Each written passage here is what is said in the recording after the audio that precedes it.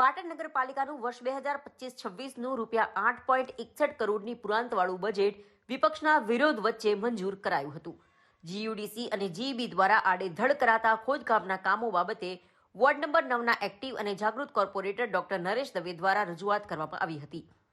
વર્ષ 2024-25માં પાલિકાની કુલ ખોટ રૂપિયા 27.83 કરોડની હતી, જે ઘટીને રૂપિયા 6.44 કરોડ થઈ છે. પાટણ નગરપાલિકાની સામાન્ય સભાની શુક્રવારે મળેલી બેઠકમાં વર્ષ 2025-26નું રૂપિયા 8.61 કરોડની પુરાંતવાળું બજેટ વિરોધ પક્ષના વિરોધ વચ્ચે મંજૂર કરવામાં આવ્યું હતું. પાલિકા પ્રમુખ હિરલબેન પરમારની અધ્યક્ષતામાં યોજાયેલી બેઠકમાં નગરપાલિકાને આગામી વર્ષે રૂપિયા 215.44 કરોડની આવક થવાનો અંદાજ છે, જ્યારે ખર્ચ રૂપિયા 206.83 કરોડનો રહેશે.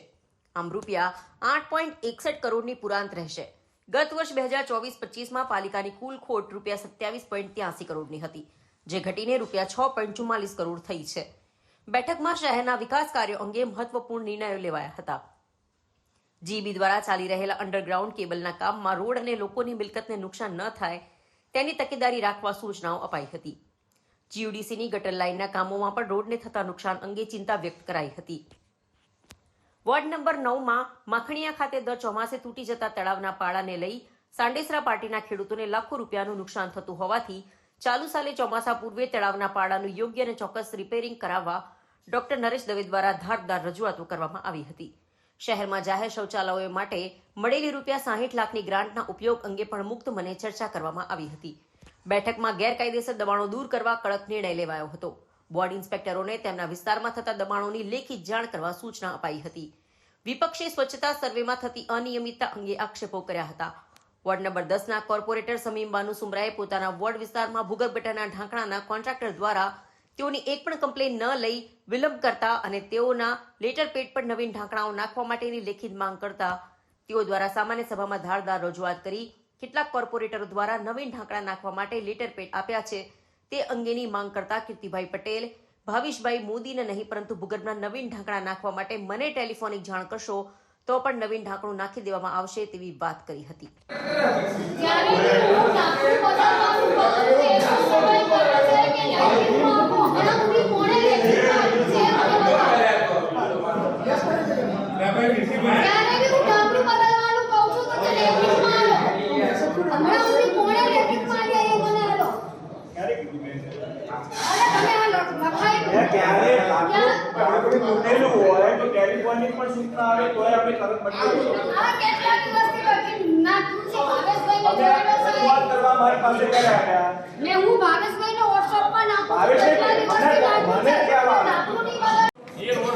રજૂઆત કરી એટલે રોડ બનાવ્યો એટલે આ કામ વાર કરવાનું છે. ત્યાં કામ જે સ્થળ પર થાય છે એની ગુણવત્તા મુજબ કામ થાય, યોગ્ય એમપી લગાય જવાબદારી તમારી. તમે કોઈ એક રોડ થઈ ગયો, બીજો આવા તો ઘણા કોન્ટ્રાક્ટર છે. આ તો મહાવાળાનો ધ્યાન ઉપર આવ્યો જાહેર રોડ હતો એટલે મને તમે એમાં શું એ નોટની સામે જવાબ રજૂ કરો મહાવાળા. અને બીજા હવે આવા આ પ્રજાનો ખરેખર તો તમે જો કે 30 મિનિટ અમારી બગાડો છો કારણ કે તમે મજા લો બધા અધિકારી આ તોથી લઈ તમને ખબર કે 30-35 મિનિટ બોલશે તો 3 મિનિટ તમારે સહન કરવાના અને તમે આમ કરી જાઓ ઘરથી ચા પીને આવો તો એથી નશો થોડો ઉતરે ચા બીજી મંગાવી લેશું. બાકી બધા હાવ નફડી એવી કામગીરી અમુક ટકા સારા છો પણ શરમ જેવું તો છે તમારે તો પૈસા સાથે કામ કરવાનું. તમારે નગરપાલિકા પગાર આપવા લોકોની સેવા કરવાની હતી, કોઈને સમયસર પાણી આપો, ગંદકી તમારો તો પગાર લઈને કામ કરવાનું હોય.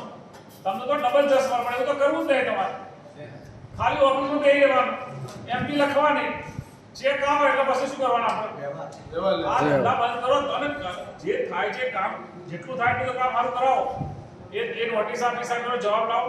આ ધર્મેશભાઈએ કીધું હતું એ બી લાવો. તમે કોઈ કોન્ટ્રાક્ટરને કશું બીજું સાહેબ આખા ગુજરાતમાં નગરપાલિકા એક અલગ છે કે આપણા પાટણનો અલગ છે? પાટણ મ્યુનિસિપાલિટી એક અલગ છે. તમે ઘણી જગ્યાએ જોતા હશો કે અસામાજિક દાદાગીરી કરતા હોય છે. એમને દબાણ કર્યું હોય ને તો પોલીસ એ લોકો રાત્રે થોડી તમે જેસીબી વીડીમાં ફોટા આમ જોવો છો બધા વોટ્સઅપ વાપરો કે નહીં? કારણ કે તમારી પરિસ્થિતિ વીક હોય તો હાલો પણ નહીં વાપરતા બધા. વોટ્સઅપમાં બહુ સરસ સાહેબ આવે છે. મહેસાણા નગરપાલિકાએ ઘણું થોડી ગઈકાલે પાટણ નગરપાલિકાની ખાસ સામાન્ય સભામાં પાટણ નગરપાલિકામાં 8.61 કરોડનું બજેટ સર્વાનુમતે મંજૂર કરવામાં આવ્યું. ત્યારબાદ પાટણ શહેરના વિવિધ પ્રશ્નો જેવા કે પાટણ નગરપાલિકામાં જે હાલ આઉટસોર્સિંગથી જે કર્મચારીઓ છે અને એમને નવેસરથી એ એજન્સી નક્કી કરવાનું કામ હતું, તે કામ માટે તાત્કાલિક ટેન્ડર કરવાનું નક્કી કરવામાં આવ્યું. તેમજ પાટણ માખણીયા ખાતે જે સેગ્રિગેશન પ્લાન્ટ છે તેના એક ભાગ ચોખ્ખો થયો છે અને બીજા ભાગ માટે જે ગ્રાન્ટ મંજૂર કરવાની હતી એ ગ્રાન્ટ મંજૂર કરીને સરકારમાં દરખાસ્ત કરવાનું નક્કી કરવામાં આવ્યું.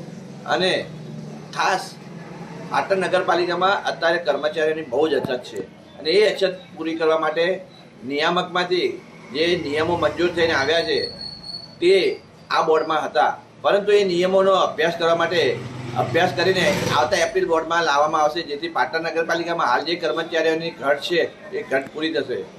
વધુમાં એક્સ્ટ્રા ટાઈમમાં પાટણમાં માખણીયા વિસ્તારમાં જે ભૂગર્ભ ગટરના તળાવો છે એ તળાવો તૂટી જવાના કારણે કેટલીક વાર ત્યાં ખેડૂતોને ખૂબ જ નુકસાન થાય છે. સાણેસર પાટીના ખેડૂતોને લગભગ 32 થી 35 લાખ જેટલું નુકસાન થતું હોય છે. આ માટે કલેક્ટર શ્રી સાહેબે પણ નગરપાલિકાને સૂચના આપેલી છે, પરંતુ અમારી જાણકારી મુજબ આજે પણ ત્યાં પાળા તૂટેલા છે. તો આગામી ચોમાસામાં ફરીથી ખેડૂતોને નુકસાન ના થાય એ માટે કરીને અમે સામાન્ય સભામાં રજૂઆત કરીને ચોમાસા પહેલાં આ પાળો રિપેર કરવાનું સૂચના આપી.